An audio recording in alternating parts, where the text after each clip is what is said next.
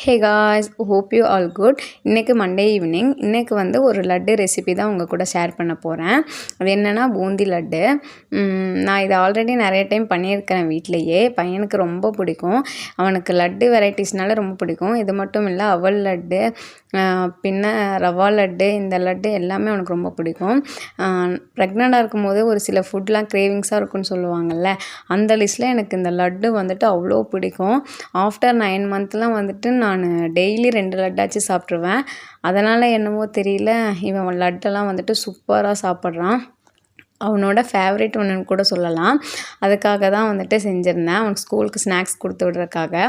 அதுக்காக நான் ஃபர்ஸ்ட் வந்துட்டு 1 கப் அளவு கடலை மாவு எடுத்து அது கூட சால்ட் ப்ளஸ் லைட்டாக கலர் பவுடர் ஆட் பண்ணி மிக்ஸ் பண்ணி வச்சுக்கிறேன். நெக்ஸ்ட்டு அதை ஆயிலில் போட்டு ஃப்ரை பண்ணி பூந்தியாக ஃப்ரை பண்ணி எடுத்துகிட்டு நெக்ஸ்ட்டு அதை மிக்ஸி ஜாரில் ஆட் பண்ணி 2 கிராம்பு ப்ளஸ் ஏலக்காய் இது ரெண்டையும் ஆட் பண்ணி பல்ஸ் பண்ணி எடுத்துக்கிறேன். கிரைண்ட் பண்ணக்கூடாது, பல்ஸ் பண்ணி எடுத்துக்கிறேன். நெக்ஸ்ட்டு வந்துட்டு சைட் பை சைட் சர்க்கரை பாவு ரெடி பண்ணி அது கூட பல்ஸ் பண்ணி வச்சுருக்கிற பூந்தியும் ஆட் பண்ணிவிட்டு நெய்யில் வறுத்த முந்திரி திராட்சை இதெல்லாம் ஆட் பண்ணிவிட்டு ரவுண்ட் பண்ணி எடுத்தால் லட்டு ரெடி.